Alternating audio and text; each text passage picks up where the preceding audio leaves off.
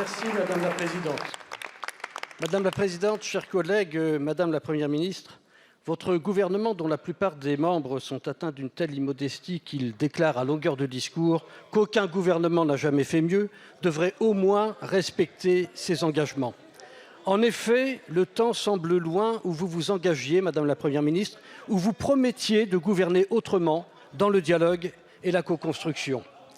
Dans nos débats parfois vifs, parfois houleux, parfois consensuels, de nombreux amendements ont été adoptés pour corriger, améliorer vos projets de budget que vous menacez régulièrement par le 49.3.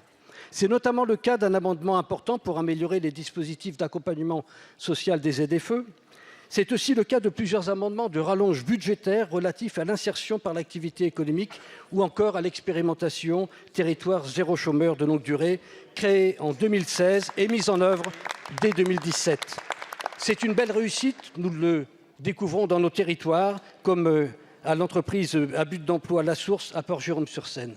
Hélas, le projet de loi de finances pour 2024 ne prévoyait que 69 millions d'euros, contraignant l'association à renoncer aux 25 nouvelles expérimentations prévues en 2024. Actuellement, 58 territoires l'ont mise en place et plus de 5 000 personnes ont retrouvé du travail grâce à cette association. Cette expérimentation est même saluée à Bruxelles, qui souhaite mobiliser le Fonds européen d'innovation sociale.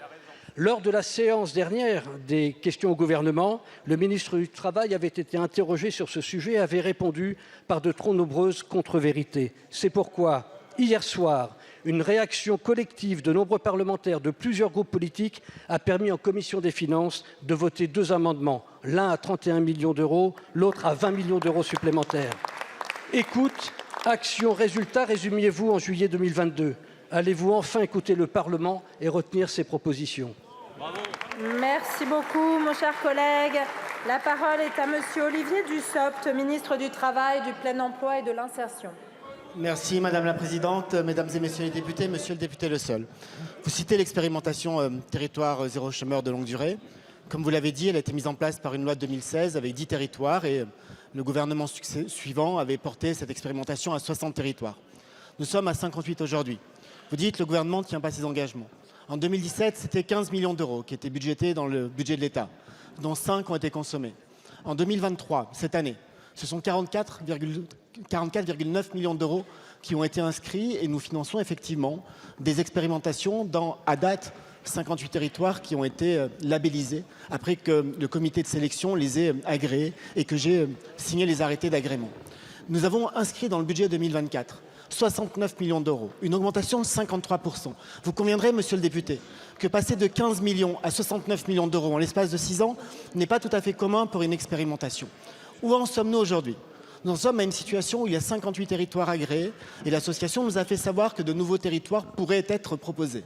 J'ai dit à cette association, par l'intermédiaire de mes équipes bien évidemment, que nous sommes prêts à présenter des décrets au Conseil d'État, puisque c'est ce que la loi prévoit, pour agréer jusqu'à 25 territoires supplémentaires. J'ai dit à cette association qu'au cours des dernières années, le taux moyen de sous-consommation des budgets était supérieur à 30%. J'ai aussi dit à cette association que nous pouvons nous engager au cours de l'exercice 2024 à ce que 10 millions d'euros soient apportés, si nécessaire, si la totalité des crédits était consommée, à condition que les projections de création d'emplois soient partagées, ce qui n'est pas le cas aujourd'hui. Je rencontre M. Gallois, le président du Fonds, jeudi. Nous aurons l'occasion de continuer à discuter, mais soyez à même d'entendre que lorsqu'on passe entre 2023 et 2024 d'un peu moins de 45 millions à 69 millions d'euros, ce n'est pas une baisse de budget et le gouvernement est au rendez-vous. Merci Madame la Présidente. Monsieur le ministre de la Santé, dans la nuit de vendredi à samedi, un incendie s'est déclaré au CHU de Limoges, faisant 2 morts et 2 blessés. Grâce à la réactivité du service sécurité, des pompiers du SDIS 87, des policiers et de l'ensemble des personnels de l'hôpital, le pire a pu être évité et je tiens à renouveler ici ma gratitude à chacun d'entre eux. Monsieur le ministre, je veux d'abord vous remercier pour votre venue à Limoges. Samedi, l'instant était bien évidemment au recueillement, mais aujourd'hui, je veux vous alerter sur la situation dramatique dans laquelle se trouvent les hôpitaux de Haute-Vienne. Car oui, ce drame survient dans un contexte plus que dégradé. La semaine passée, les urgences du CHU ont accueilli jusqu'à 80 patients pour seulement 15 box. Si l'engorgement est avant tout structurel, la fermeture répétée des urgences de Saint-Junien à 30 minutes y contribue indéniablement. Autrement dit, comment d'un hôpital en difficulté, on aboutit à 2 hôpitaux en crise. L'hôpital de Saint-Junien, parlons-en. Plusieurs semaines de fermeture des urgences depuis juillet. Un service de soins de suite et de réadaptation menacé de fermeture et des personnels à bout de force. Je pourrais aussi évoquer l'hôpital de Saint-Thirier et bien d'autres établissements ruraux encore. Chers collègues, lequel d'entre nous ne connaît pas une telle situation sur son territoire ? Monsieur le ministre, notre hôpital et particulièrement nos hôpitaux ruraux sont en urgence vitale. Soignants et patients sont en souffrance absolue. Les raisons, vous les connaissez. Manque de personnel, tarification à l'acte, gouvernance inadaptée et progression des déserts médicaux. Ni le Ségur, ni les mesures proposées au PLFSS 2024 ne donnent d'espoir pour nos hôpitaux de proximité. Monsieur le ministre, nous attendons de vous des décisions fortes. À quand un moratoire sur la fermeture des services ruraux de proximité ? À quand la grande réforme de l'hôpital public dont nous avons tant besoin ? Merci beaucoup, mon cher collègue. La parole est à monsieur Aurélien Rousseau, ministre de la Santé et de la Prévention. Madame la Présidente, Mesdames et Messieurs les députés, Monsieur le député, je souhaiterais tout d'abord m'associer aux mots que vous avez eus pour les personnels du centre hospitalier Université de Limoges qui ont eu dans la nuit de vendredi à samedi une réaction exceptionnelle de courage, d'abnégation et d'efficacité, puisque nous sommes passés tout près d'un drame. Les personnels du service d'incendie de l'hôpital sont montés sans protection respiratoire et en 15 minutes, avec également des policiers qui étaient arrivés sur place, les personnels du SDIS de la Haute-Vienne, tous les patients du bloc de chirurgie viscérale ont été transférés. Nous avons la douleur de connaître un bilan lourd, 2 morts.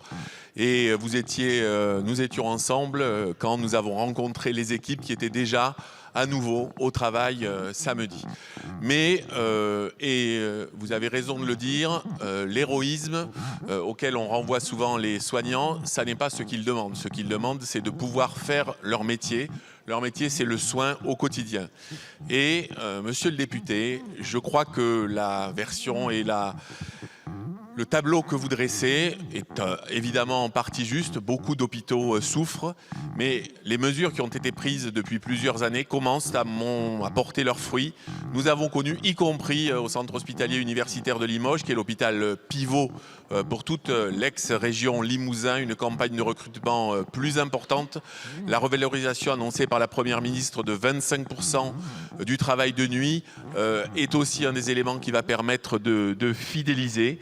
Et le PLFSS porte une réforme, notamment pour sortir les hôpitaux qui ne tiendraient pas par la seule tarification à l'acte de cette situation.